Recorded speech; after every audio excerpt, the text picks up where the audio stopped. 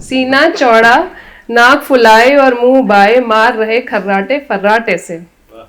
मार रहे खर्राटे फर्राटे से, जैसे साक्षात कुंभकर्ण के अवतार हो।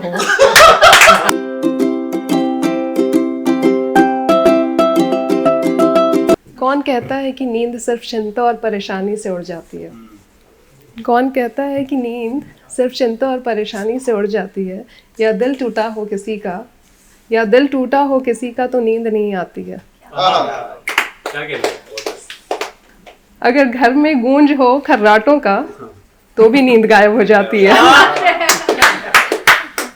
पंक्तियां पेश करती हूँ कि सांझ की लालिमा छटते ही, सांझ की लालिमा छटते ही पसार दिए थे पाँव, शाम की लालिमा छटते ही पसार दिए थे पाँव रात ने, और चादर इत्मीनान की ताने, सब थे चित चारों खाने। और चादर इत्मीनान की ताने, सब थे चित चारों खाने।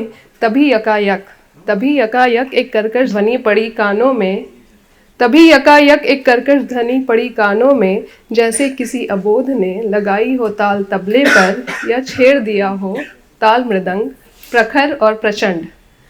तभी किसी अबोध ने लगाई हो ताल तबले पर, या छेड़ दिया हो ताल मृदंग प्रखर और प्रचंड, करते गहरी निंद्रा का सुख भंग। रात के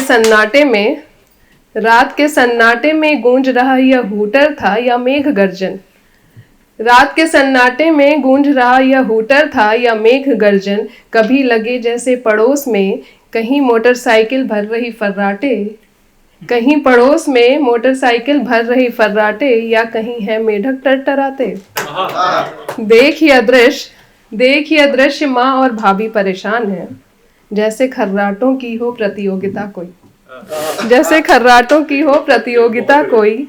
जैसे सीना चौड़ा, नाक फुलाए और मुंह बाए, सीना चौड़ा, नाक फुलाए और मुंह बाए, मार रहे खर्राटे फर्राटे से। मार रहे खर्राटे फर्राटे से, जैसे साक्षात कुंभकर्ण के अवतार हो। कोई देता यहाँ रेलगाड़ी को मात, तो कहीं जैसे निकली हो भिन भिनाती मधुमक्खियों की बारात। तो कहीं भिन भिनाती मधुमक्खियों की बारात। स्वयं है निंद्रयमान और करते भांति भांति स्वरों से, घर मेरा गुंजयमान। आंख लगती नहीं कि छेड़ देते अपने सुरताल हैं, आंख लगती नहीं कि छेड़ देते अपने सुरताल हैं। खुर्राट खर्राटों ने किया सबका नींद हराम है। पास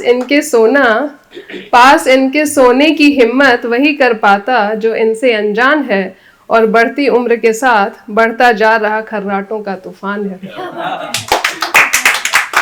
दूसरी एक कविता है, ये मौन और चुप्पी पे, जैसे मौन और चुप्पी में फर्क होता है, उस फर्क को मैं अपनी रचना से साझा करना चाहती हूँ।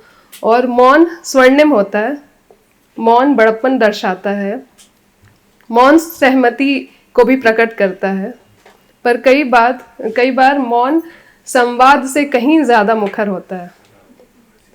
तो उस पे लिखा था कुछ मैंने कि मैं मौन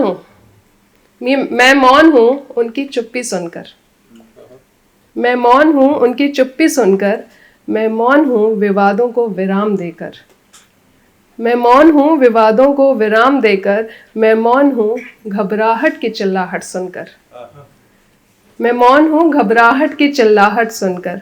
पर अहो कैसे तोड़े कोई इस चुप्पी और रंजीदगी को, पर अहो कैसे तोड़े कोई इस चुप्पी और रंजीदगी को। अंदर मचा हाहाकार जो, मन की खटपट का यह बर्ताव कैसा, मन की खटपट का यह बर्ताव कैसा। बेवजह का टकराव क्यों, खामोशी का यह सौदा कैसा, लफ्ज अब है महंगे क्यों। खामोशी का यह सौदा कैसा, लफ्ज अब है महंगे क्यों। अमिट एक रेखा खींची यहाँ, अमिट एक रेखा खींची यहाँ, इस चुप्पी और मौन में शब्दों का कोई वजूद कहाँ। इस चुप्पी में शब्दों का अब वजूद कहाँ। एक ही सरी के किनारे दो, एक ही सरी के किनारे दो, एक है निंदित दूजा मर्यादित यहाँ। मैं मौन हूँ विकल्प तलाशने को, मैं मौन हूँ विकल्प तलाशने को, उनको समझने और सुलझाने को। मैं मौन हूँ, ध्यान दीजिएगा, मैं मौन हूँ शब्दहीनता से ध्वनिहीनता को देखकर। क्या बात। मैं मौन हूँ शब्दहीनता से ध्वनिहीनता को देखकर, मैं मौन हूँ वाणी का अपव्यय रोक कर, मैं मौन हूँ वाणी का अपव्यय रोक कर, मैं मौन में खो जाती हूँ अपने इल्म का इम्तिहान देकर। मैं मौन में खो जाती हूँ अपने इल्म का इम्तिहान देकर, क्योंकि चुप्पी जितना ही भयावह गरजता है, मौन उतना ही स्पष्ट उत्तर हो सकता है। क्योंकि चुप्पी जितना ही भयावह गरजता है, मौन उतना ही स्पष्ट उत्तर हो सकता है। शुक्रिया।